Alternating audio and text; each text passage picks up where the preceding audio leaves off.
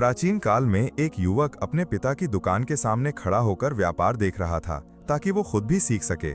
उसने देखा कि उसके पिता लोगों के साथ बहुत उदार व्यवहार करते हैं, यहाँ तक कि परिचित अपरिचित सभी को बिना किसी सबूत के पैसे दे देते हैं। युवक को ये देखकर बहुत बुरा लगा और उसने अपने पिता से कहा, पिताजी, आप बिना किसी सबूत के लोगों को पैसे क्यों देते हैं? हो सकता है कि वे पैसे वापस ही ना करें। पिता ने कहा, बेटा, सब पर विश्वास करना सीखो। लेकिन बेटे ने ये बात नहीं मानी। उसने देखा कि लोग उसके पिता की इस सादगी का फायदा उठा रहे हैं। कुछ लोग उसके पिता के पैसे से अमीर हो रहे थे और वो सोचता था कि उसके पिता शायद एक दिन गरीब हो जाएंगे। युवक सभी पर शक करने लगा और सोचता था कि लोग सिर्फ अपने फायदे के लिए आते हैं। जब भी वो अपने पिता से ये बात कहता, पिता कहते, सारी प्रशंसा अल्लाह की है जिसने मुझे इन लोगों की रोजी का माध्यम बनाया है। और याद रखो, गरीबी पैसों की कमी नहीं बल्कि धर्म और नैतिकता की कमी है। इस तरह चलते चलते युवक अपने पिता की उदारता से तंग आ गया। उसने तय किया कि अब वो खुद दूर जाकर व्यापार करेगा ताकि वो अपने पिता पर लोगों के शोषण को भूल सके। उसने अपनी इच्छा अपने पिता को बताई। पिता राजी हो गए और बोले, शायद इस सफर में तुम ये सीखोगे कि लोगों में वही सबसे श्रेष्ठ हैं जो दूसरों की मदद करते हैं। युवक जहाज पर सवार होकर सिंध प्रदेश के एक महान शहर की ओर रवाना हुआ। शहर धन दौलत से भरा था। युवक उसके बाजारों और इमारतों को देखकर मुग्ध हो गया। अचानक वो एक विशाल महल के सामने आ खड़ा हुआ जिसकी दीवारें इंसानी खोपड़ियों से सजी थीं। वो हैरान होकर लोगों से इस महल के बारे में पूछने लगा, लेकिन जब भी वो किसी से पूछता तो वो देखता कि उनके चेहरों पर डर के निशान हैं और वे उससे दूर भाग रहे हैं। घंटों तक इधर उधर पूछने पर भी कोई जवाब न मिलने पर युवक समझ गया कि इस महल के पीछे कोई रहस्य है। उसने शहर में रहने का फैसला किया और एक छोटा सा घर किराए पर लेकर रात बिताई। सुबह वो फिर से रहस्य की तलाश में सड़क पर निकला, लेकिन उसने देखा कि शहर के लोग बहुत कम बात करते हैं और हर कोई सिर्फ अपने काम में व्यस्त है। कुछ लोग तो बिना बोले ही इशारों में काम चला लेते थे। युवक इससे और हैरान हुआ। बाजार जाकर उसने देखा कि लोग जल्दी जल्दी खरीदारी करते हैं, मोल भाव नहीं करते और कुछ लोग तो फुसफुसाकर बात करते हैं। युवक चलते चलते एक भीड़ भाड़ वाली नाई की दुकान पर पहुंचा। वो अंदर घुसकर अपनी बारी का इंतजार करने लगा। उसने सोचा कि शायद यहाँ की बातें सुनकर कुछ पता चले, लेकिन उसे कुछ भी सुनाई नहीं दिया। सभी फुसफुसाकर बात कर रहे थे और हर कोई अपने पास वाले से बच रहा था। उसने खुद से पूछा, ये सब किस चीज से इतना डरते हैं? वो खोपड़ियों और शहर के लोगों के इस डर के बीच रिश्ता ढूंढ रहा था। उसने मन ही मन कहा, इस राज्य का शासक यकीनन बहुत क्रूर है। जब उसकी बारी आई तो उसने नाई से बात करना शुरू किया। नाई कोई जवाब दिए बिना चुपचाप काम कर रहा था। काम खत्म होने पर युवक ने उसे 5 सोने के सिक्के दिए, जो बाकी ग्राहकों से बहुत ज्यादा थे। नाई इससे बहुत खुश हुआ। युवक समझ गया कि नाई का परिवार बड़ा है। युवक रोज किसी न किसी बहाने से नाई की दुकान पर आता और उससे बातें करता।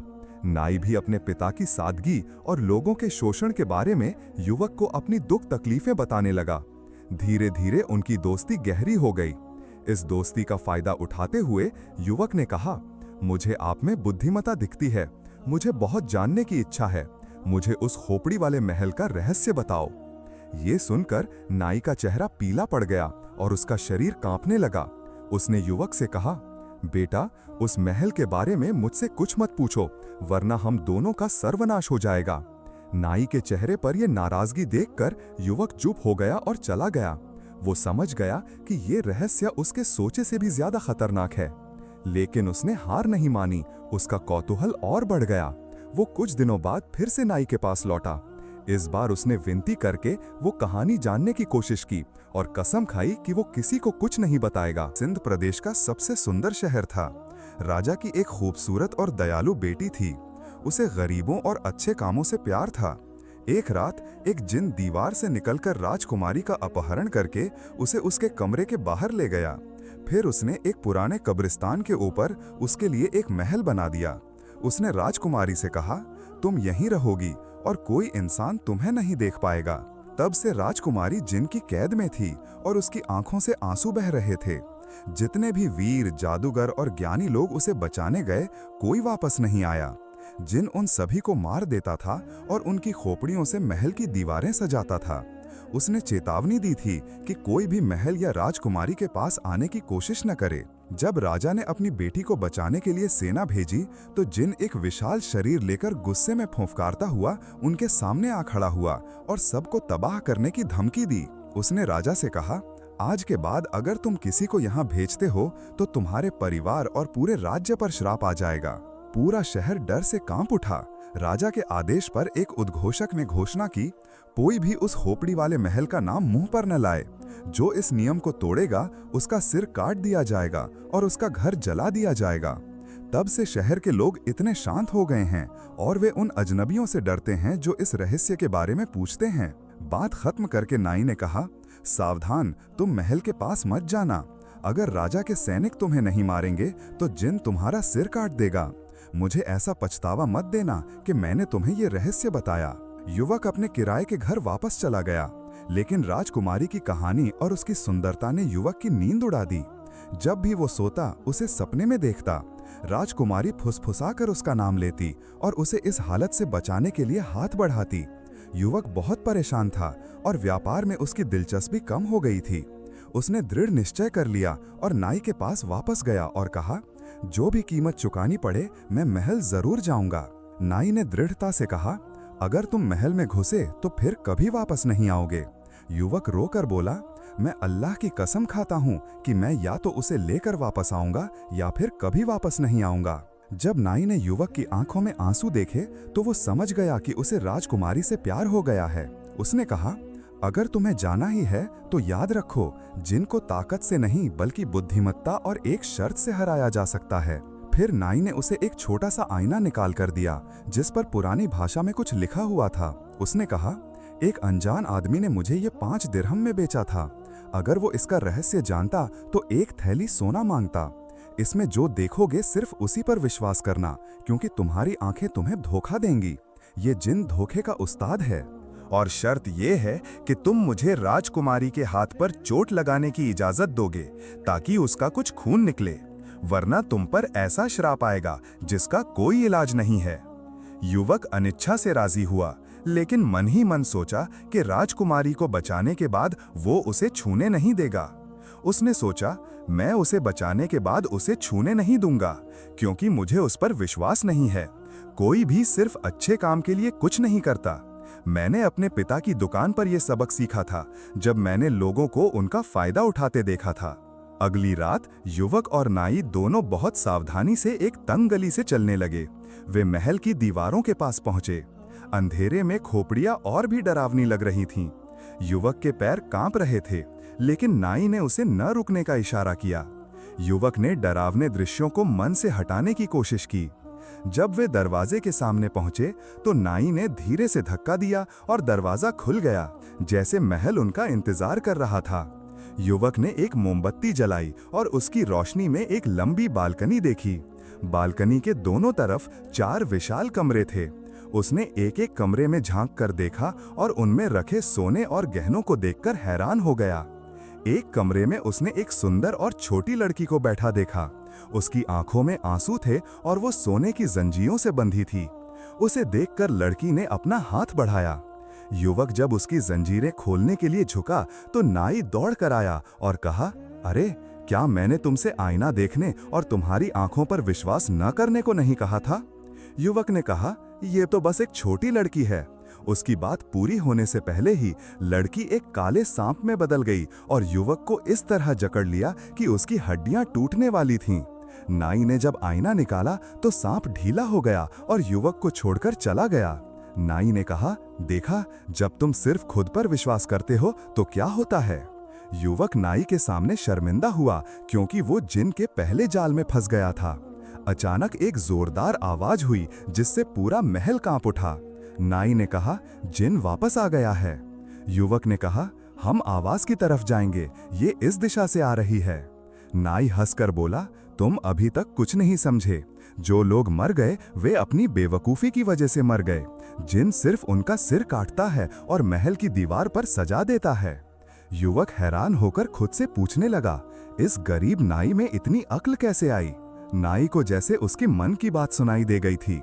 उसने कहा, मैं दूसरों की तरह जो देखता हूँ उससे प्रभावित नहीं होता, इसलिए मुझे धोखा देना मुश्किल है। चलो हम इस दिशा में चलेंगे। युवक उसके साथ चलने लगा। मन ही मन सोच रहा था कि इस बार शायद नाई गलती कर रहा है, क्योंकि उसे कभी अपमानित नहीं किया गया था और वो खुद को हमेशा सबसे समझदार मानता था। अचानक वे एक दीवार के पास रुके जो पक्षियों और जानवरों की तस्वीरों से सजी थी। नाई ने कहा, मुझे राजकुमारी की जगह मिल गई है। युवक ने कहा, क्या आप मजाक कर रहे हैं? नहीं, राजकुमारी इस दीवार के पीछे है। जिन ने उसे छिपाने के लिए ये बनाई है। जब नाई ने अपनी उंगली से दीवार को छुआ तो वो गायब हो गई। उन्होंने खुद को एक विशाल हॉल में पाया। राजकुमारी चमेली के फूलों की रस्सी से बंधी थी और एक झरने के पास बैठी थी। पक्षी उसके चारों ओर गा रहे थे और फूल पौधे जगह को सपने जैसा बना रहे थे। नाई ने कहा, अब हम सच्चाई देख रहे हैं। इस जगह के बाहर सब कुछ जिन का बनाया हुआ धोखा है। अचानक जमीन से घना धुआं निकला और जिन उनके सामने आ गया।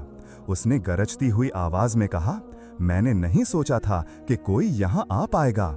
मैंने सोचा था कि तुम मेरे किसी जाल में फंस जाओगे, लेकिन तुमने दीवार के पीछे ढूंढ लिया। एक इंसान इतना बुद्धिमान और चालाक कैसे हो सकता है? लेकिन जो भी हो, तुम यहीं मरोगे। नाई ने युवक से कहा, जल्दी से आईना निकालो। इसमें एक प्राचीन मंत्र है जो हमें जिन से बचा सकता है। जिन ने आईना देखकर 2 कदम पीछे हट गया। युवक ने आईने पर लिखी हुई बातें पढ़नी शुरू की। 7 आसमानों और 7 शब्दों की दुहाई, वापस आओ ए आईना और कैद करो अपनी आंखों में उस शख्स को जिसका समय चला गया है। पलक झपकते ही जिन आईने में गायब हो गया और चिल्लाने लगा, मुझे छोड़ दो, जो तुम कहोगे मैं वही करूंगा। नाई ने कहा, मुझे इस आईने को लेकर बहुत दूर जाकर तोड़ देना होगा, क्योंकि मेरे बाद अगर किसी को ये मिलेगा और वो जिन के वादे पर विश्वास करेगा तो वो शैतान फिर से बाहर आ जाएगा। अल्लाह की कसम, आज हम बच गए क्योंकि हमारी अभी कुछ जिंदगी बाकी है। तब युवक राजकुमारी को आजाद करने के लिए आगे बढ़ा, जो चमेली के फूलों की रस्सी से बंधी थी। लड़की ने थकी हुई आवाज में कहा, तुम इन फूलों को मत छुओ, इनकी सुंदरता देखकर धोखा मत खाओ, क्योंकि ये तुम्हारी जान ले लेंगे। नाई ने कहा, वो बिल्कुल सही कह रही है, लेकिन तुम अपना हाथ उसके सिर पर रखकर अल्लाह और रसूल का नाम लो।